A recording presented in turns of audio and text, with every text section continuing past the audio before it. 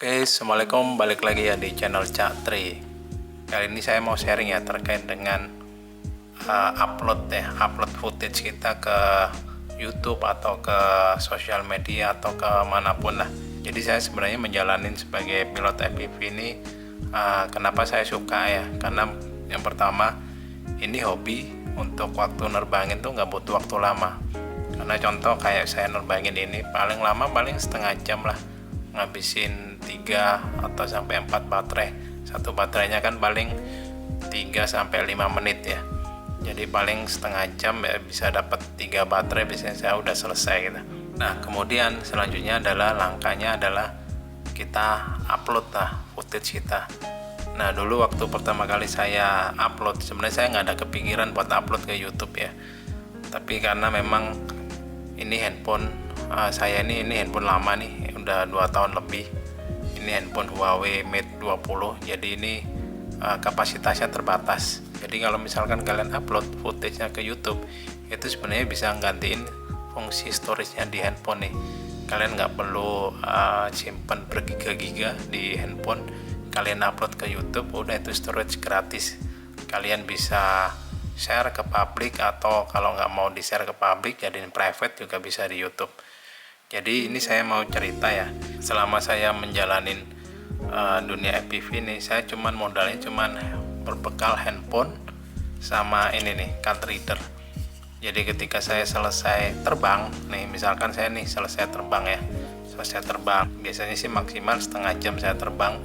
Habis itu kalau udah kelar, saya mau lihat footage-nya atau saya mau edit, kemudian mau saya upload atau mau saya simpan, itu caranya saya tinggal keluarkan SD card-nya dari micro drone-nya, terus saya masukkan ke card reader, lalu saya colokkan nih ke handphone.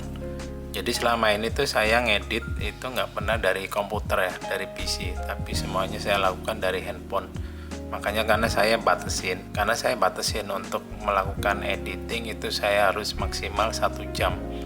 Jadi untuk hobi ini tuh sebenarnya nggak makan waktu, jadi cocok lah buat saya. Jadi nggak perlu kita habisin waktu, apalagi kalau kalian udah berkeluarga ya, kalian pasti lebih banyak meluangkan waktu buat keluarga, karena itu yang lebih penting ya. Balik lagi ke sini, jadi saya lakukan setelah saya terbang ya, kemudian footage yang saya ambil dari SD card-nya itu saya cuma pakai 2 aplikasi ya.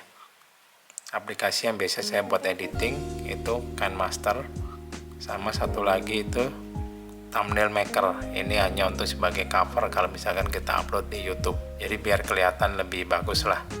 Tapi yang intinya sih saya ngediting rata-rata pakai aplikasi ini, KineMaster. Aplikasi KineMaster ini sebenarnya aplikasi berbayar ya, aplikasi subscription, karena versi gratisannya itu ada watermarknya.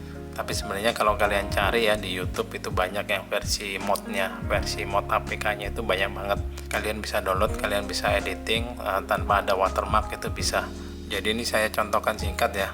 Saya misalkan buat aplikasi KineMaster nih.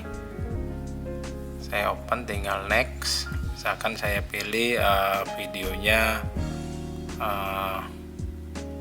misalkan ini ya hasil terbang semalam nih. Nah, misalkan ini terbangnya seperti ini, kalian edit ya, misalkan kalian butuh potong bagian-bagian yang kurang bagus atau bagian yang crash, itu bisa juga gitu. Jadi misalkan nih saya coba play ya.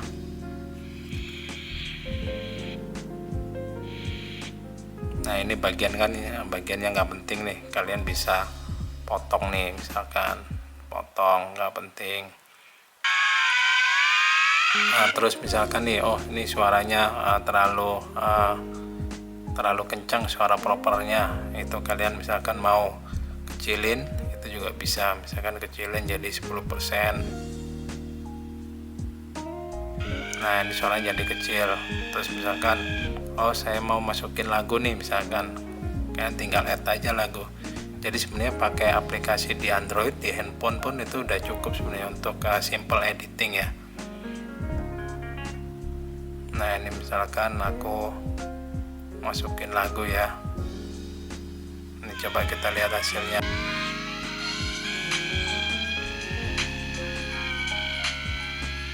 Terus misalkan kalian nggak puas nih dengan gambarnya nih, kalian mau ngelakuin color filter atau color grading misalkan, ya kalian bisa lakukan juga di sini gitu. Kalian misalkan pingin suasananya lebih colornya sesuai selera kalian lah, misalkan kalian bisa ganti-ganti pakai filter built-in yang ada di KineMaster, atau kalian adjust sendiri, itu juga possible di sini. Misalkan saya pakai ini ya color filternya, kemudian coba. Ini suaranya masih terlalu kencang, ini aku kecilin lagi.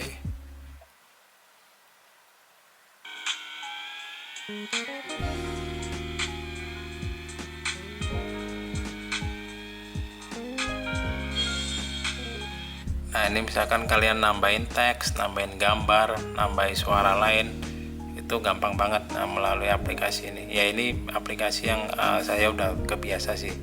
Jadi intinya sih untuk upload itu biasanya saya batasin ya, maksimal itu harus 1 jam gitu. Jadi saya nggak banyak ngabisin waktu ya untuk hobi ini.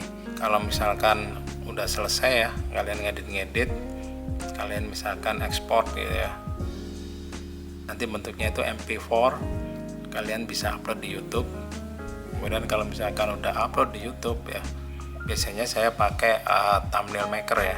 Thumbnail maker ini gunanya ya buat untuk bikin cover lah, cover gambar di depan nih di YouTube nih. Misalkan nih saya mau ambil gambar lah apa aja ya, misal gambar ini ya.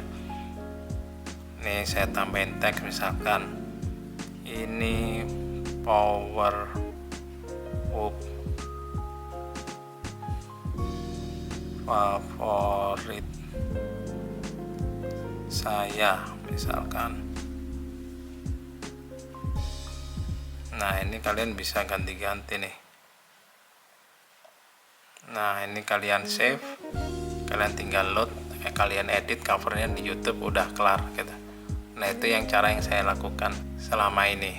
Oh iya, sama satu lagi saya mau coba ya, saya mau pakai alat ini sama kameranya saya pakai Insta360 ya, yang pertama ya, bukan yang Insta360 Go 2, tapi ini yang pertama.